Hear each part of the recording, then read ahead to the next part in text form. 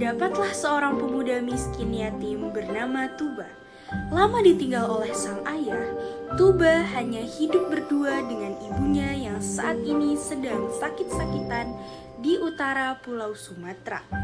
Demi menyambung hidupnya dan sang ibunda, Tuba hidup dengan bertani dan memancing ikan.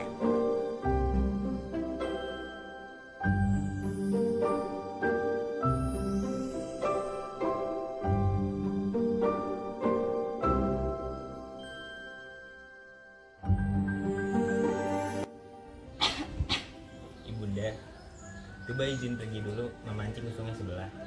Ibunda baik-baik ya, jangan macam-macam jika Tuba belum pulang. Baru kemarin kau memancing dan bertani. Apa makanan dan padi di lumbung sudah habis cepat itu? Iya Ibunda, sebagian kan sudah Tuba jual lagi untuk membeli makanan yang lebih layak. Ya sudah nak, hati-hati di jalan dan cepatlah pulang jikalau hari sudah mulai gelap.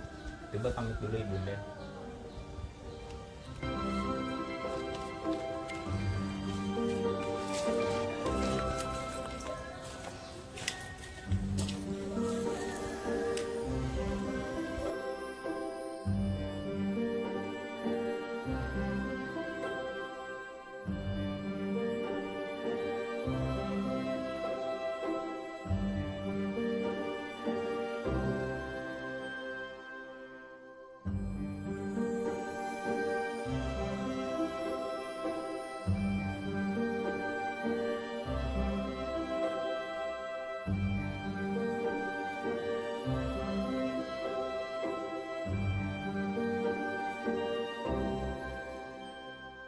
Dari pagi aku memancing, tidak ada ikan besar pula yang menyampari umpanku ini. Pada suatu hari, ketika ia sedang memancing, ia mendapatkan ikan tangkapan yang aneh. Tidak seperti biasanya. Tuba yang kaget lalu berseru dengan logat Bataknya yang masih kental. Ikan kecil lagi. Tidak apa-apalah. Walaupun ikan kecil juga, aku masih bisa menjualnya di pasar. Tuba lalu melepas pancingnya dan memenggangi ikan itu. Namun, saat tersentuh tangannya, ikan itu berubah menjadi seorang wanita yang sangat cantik. Kau ikan yang tadi aku pancing. Wah, cantiknya. Kau pasti bukan seorang manusia biasa. Katakan kepadaku, siapa kamu sebenarnya? Aku adalah seekor ikan yang dikutuk oleh para dewa karena telah melanggar sebuah aturan. Dan jika tubuhku tersentuh oleh tangan, maka aku akan berubah wujud sama seperti wujud apa yang menyentuhku. Karena kamu telah menyentuhku, maka aku berubah wujud sama seperti kamu, manusia. Begitu rupanya nasib kau. Cantik-cantik tapi kena kutuk. Kalau begitu, kau tidak punya tempat tinggal bukan? Ya, kau ikut sajalah gubuk milikku. Kebetulan aku tinggal bersama ibundaku.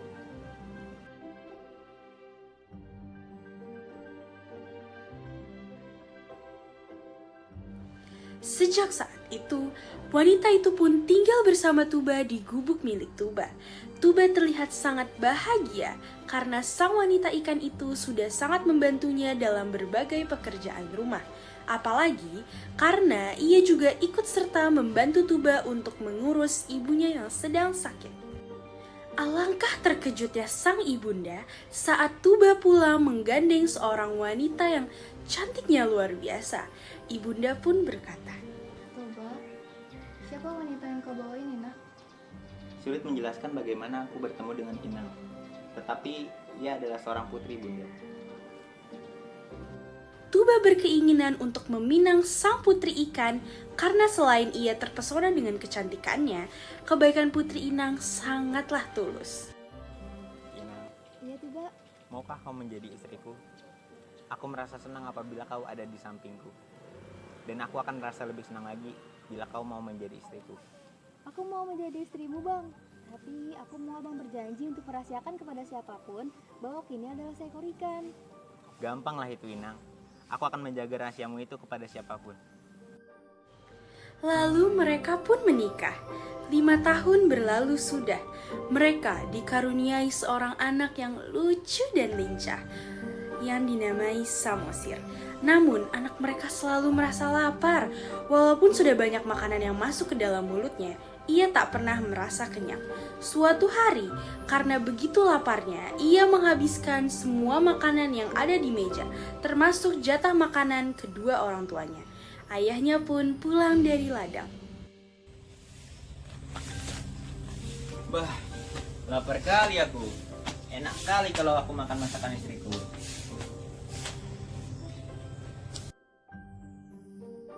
Hah? Samosir, Ada apa, Mang? kau kemana kan semua masakan Inang kau? Sudah Samosir habiskan lah, Mang. Lapar kali Samosir habis main di ladang. Dasar anak ikan. Rakus sekali kau. Samosir pun menangis, lalu berlari pergi menemui ibunya di ladang.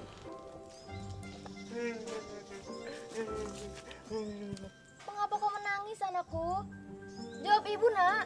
Inang, benarkah aku ini adalah anak seorang ikan? Siapa yang berkata begitu kepadamu, nak? Amang yang berkata padaku, Inang. Amang bilang aku adalah seorang anak ikan, makanya aku rakus. Jawab Samosir, Inang. Amang bohong kan, Inang? Amang bohong kan, Inang? Iya, Samosir. Namamu itu benar sekali. Inangmu ini adalah seorang ikan, jauh sebelum Inangmu ini menikah dengan Amang.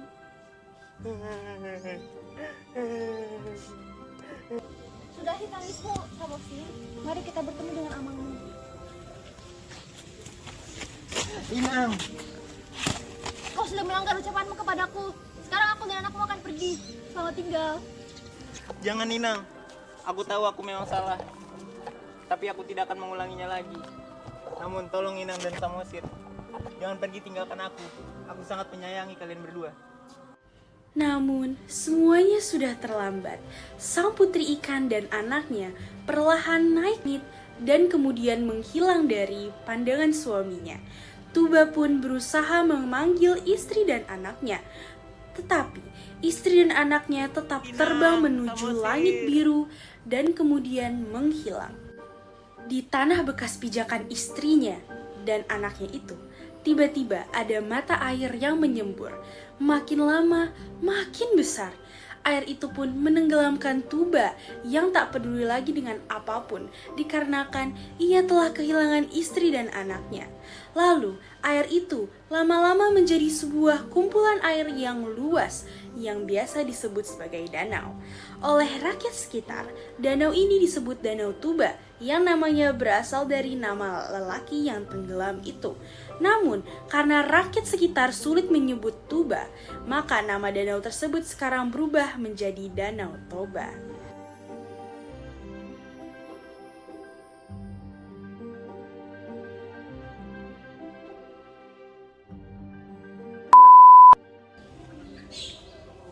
Mana recorder gue ya? Ya. Iya. Rolling and dadah ya. Emang gitu? Boleh kan? Gitu. Apa? Tapi nggak masuk ke suara ya? 3, 2, 1, and action. Suaranya bagus ya, coba. Iya, bagus sepertinya.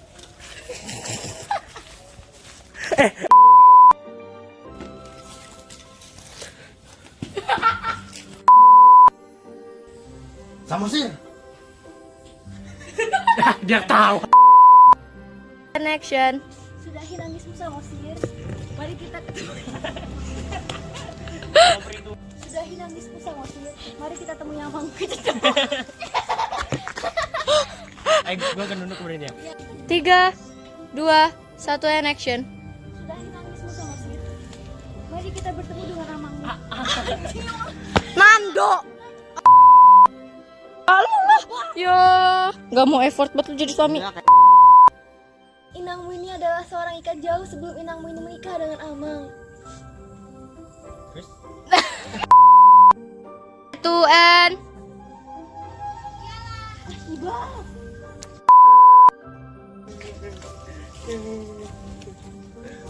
Mengapa kau menangis, anakku?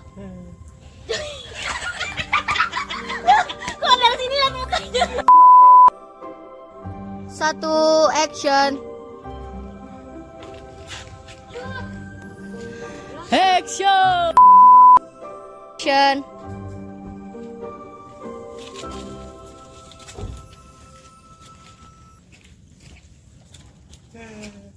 Aduh. Nangis. Rit, lu tuh nilai ulangan lu nanti bakal jelek, Rit. Terus lu nggak jadi ikut GTC, Rit. Ntar mak lu marah terus lu dipukul, Rit. Nah, terus lu kayak di jalan tuh nanti lu nggak bakal diantar. Dah.